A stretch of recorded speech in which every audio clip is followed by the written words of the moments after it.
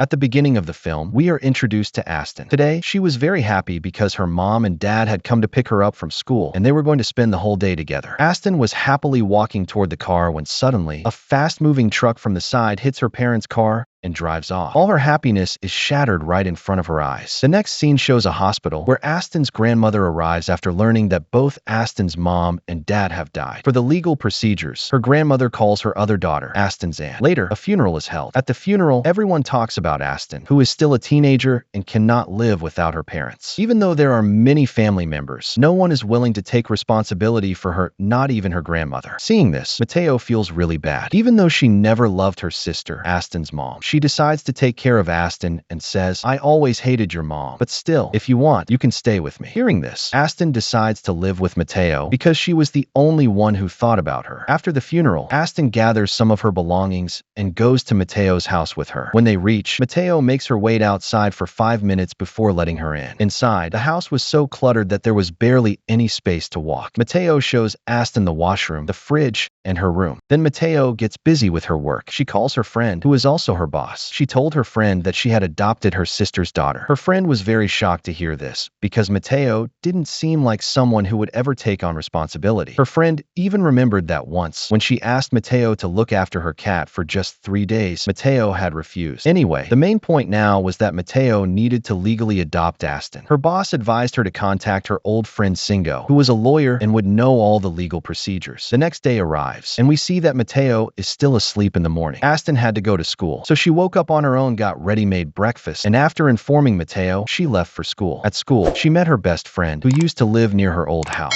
Her friend expressed sorrow over the death of Aston's mom and dad, but Aston didn't want any sympathy. Just then, the teacher also came over. Seeing Aston, she too offered her sympathy. The teacher told her that she had informed the whole class about what had happened to her, so that no one would bother her and help her catch up on the lessons she had missed. Hearing this, Aston told the teacher, "There were only a few months left in school. I just wanted my school life to be normal, but you ruined even that for me." Saying this, she walked away. Aston was deeply heartbroken and sad. She went to her old house and started knocking on the door. When no one opened the door for a long time, a neighbor called her from behind. When Aston heard her name being called, for a moment, she thought it was her mom and turned around to look, but it was her neighbor. Then she came back to her senses and remembered who would even open the door now. Feeling sad, she started wandering around the city. On the other hand, we see Mateo meeting Singo to legally adopt Aston. Singo, who was also her ex-boyfriend, was very surprised by Mateo's decision. Their breakup had happened because Mateo didn't want to get married or take responsibility for children. Singo advised her that since she hadn't legally adopted Aston yet, if she regretted her decision, she still had time to back out. But Mateo had already made up her mind. She wanted to adopt Aston legally. Mateo quickly wrapped up the meeting and rushed home, thinking Aston must be home from school by now. But even after waiting outside the house for a long time, Aston didn't arrive. Just before she could leave to go look for her, Aston returned home in the evening. Mateo gently asked, "Why are you so late?" Aston didn't want to tell her about everything that had happened today. She replied, "I just forgot the way to your house." Mateo smiled and said, "Okay, that's fine. But next time, if you're running late or in trouble, please call me." That night, Aston felt really bad about how she had behaved in the morning, so she called her friend and apologized. Days passed by like this. One day, Mateo took Aston to her old house. She wanted Aston to collect all her important things so she could move permanently into Mateo's home. While packing, their eyes fell on some pickles. Aston told Mateo, "I used to hate pickles before, but ever since my mom made this, I started liking them." Mateo shared, "I also don't like pickles at all." Aston said, "Please just try it once." So, Mateo tasted the pickle, and surprisingly, she liked it. Then Aston asked her, "Why didn't you love my mom? Maybe if you tell me, that hate might start to go away." Mateo replied, "My hatred for your mom can never go away. If my thoughts didn't change while she was alive, why would they change now?" Aston said, "Look, everything needs to be tried at least once. You didn't like pickles before, but you tried and now you like them." Mateo gently held her hands and said, "Look, there's a big difference between pickles and life. Just like I can't feel what you feel even after seeing and hearing about your painful life. In the same way, you can't understand the hatred I carry inside." Anyway, they returned home. The next morning, Aston had a day off from school. On her holiday, she started cleaning the house. When Mateo woke up and saw this, she was surprised. The house now had much more space to walk around. Aston told her, "Don't worry. From now on, I'll take care of all this." Hearing this made Mateo feel bad. She felt like she was dumping her responsibilities onto Aston. But Aston had already taken responsibility for laundry before too. Then Aston said, "Don't worry. I'm doing all this because it makes me happy." happy. Mateo really liked the work Aston had done that day. So, as a gift, she gave Aston a diary so she could write down her feelings in it. That night, Mateo invited her boss over to her home. For the first time, her boss and Aston met each other. Life continued normally. We see that Aston eventually got admission into high school. But after starting high school, Aston began to feel even lonelier. Her old friends had found new ones. One day, when she returned home, she saw a lawyer sitting at their house questioning Mateo. Apparently, 3 lakh rupees had been spent from Aston's account all at once. The Child Welfare Bureau suspected that Mateo was using Aston's money for her own benefit. Thankfully, Aston arrived just in time and told the Child Bureau, "I was the one who used the money. I really love music, and I wanted a special laptop for making music, so I spent the money. I'm sorry I didn't tell you earlier. I wanted to, but I was afraid you'd react like a mom." Hearing this, the Child Bureau officer felt embarrassed and apologized to Mateo. Then Aston's grandmother arrived. She took both of them out for lunch. During the meal, she asked, "Is everything going well in your lives?" Both of them looked fine, so the grandmother felt relaxed. Before leaving, she handed Mateo an envelope, saying, "I found this at Aston's old house. Give it to her when the time feels right." Back home, Mateo opened the envelope. Inside was a diary belonging to Aston's mother. She had written many things in it and had planned to give it to Aston when she entered high school. But she passed away before that could happen. Reading the diary, Mateo became emotional. But she didn't give it to Aston yet. She felt the diary might make Aston feel weak again. After a long time, Aston had started to feel normal again in her life. She even joined a music band at school. One day, Aston wrote some lyrics for a new song and showed them to Mateo. The writing was good, but there were a lot of mistakes. Mateo helped her improve it, and with her help, the lyrics turned out so well that when Aston performed the song with her friends, everyone loved it. Now Aston wanted to help Mateo live a normal, happy life too. She insisted and dragged Mateo to a library where one of Mateo's old novels, written years ago, was still on the bestseller shelf. Seeing Mateo at the library, her fans gathered around her, asking for autographs. Among them was Mateo's ex-boyfriend Singo, who also came for her autograph and asked to meet her again. By evening, Mateo left with her friend Singo, but instead of talking about their own lives, Mateo ended up talking mostly about Aston. She even told Singo about the diary Aston's mom had left behind. Singo advised her, "You should give Aston that diary at the right time." Now the scene shifts to the next day. At school, everyone really loved the lyrics Aston had written. They were even displayed on the notice board. But Aston wasn't very happy. She wanted to write something truly meaningful, like the novel Mateo had once written. When she got home, she saw that Singo had come to visit Mateo. Aston was very happy to see them together. Singo asked her, "Have you read the diary your mom left you?" Hearing this, Aston was shocked and asked, "What diary?" Now that the secret was out, Mateo finally gave her the diary. Aston became very emotional after reading it. Exactly what Mateo had feared. She didn't want the diary to break Aston down again. At that moment, Aston asked Mateo, "Why did you adopt me that day?" Mateo replied, "I don't know, no one else was stepping forward to take you in, so I felt I should." Hearing this, Aston got even more upset and said, "So basically, you just felt pity for me?" The next morning, Aston didn't go to school, even though she had a board exam that day. It was a very important exam, and she missed it. The school called Mateo in, and the teacher scolded her for being irresponsible. But Mateo insisted that she had seen Aston leave for school. Something wasn't right. Worried, Mateo went to her mother's house, where she learned that Aston had come there a little while ago. Mateo's mom told her, "Aston is very sad and depressed. She needs a lot of care and attention." Hearing this, Mateo asked her mom, "Mom, how do you actually raise a child?" Mateo's mom took that question personally and asked, "Do you think I didn't raise you properly?" As she asked this, we are shown Mateo's past. We learned that Mateo's mom was a working woman. It was actually Aston's mom, Mateo's sister, who raised her. Her sister always scolded her, saying Mateo didn't do anything useful, couldn't fit in with others, and was a failure. These constant judgments created a wall between them, and Mateo could never adjust with her sister. That's the real reason Mateo grew up to be an introvert. Mateo also admitted that she didn't feel very sad when her sister, Aston's mom, died. Now overwhelmed, Mateo left the house and went to a lake where she used to go as a child. And there, we see Aston had come to the same lake too. Aston had come to the lake because her mom used to bring her there. From a distance, she saw a woman who looked exactly like her mom. She ran towards her, but when she got closer, she saw it was actually Mateo. Surprised, Aston asked, "How are you here?" But Mateo replied, "That's what I should be asking you. You're supposed to be in school. Why are you here?" Aston avoided the question and told Mateo that she still hadn't read her mom's diary because she was scared. She didn't know what it might say. She also said, "I didn't get the chance to truly know my mom. I was too young when she passed. That's why I'm trying to understand her through her memories." Mateo asked, "So what have you learned about her?" Aston replied, "She was very organized, everything in its place. Her house was always clean. She cooked very well and balanced her work life and personal life perfectly. Mateo smiled and said, "From what you're saying, it sounds like your mom was a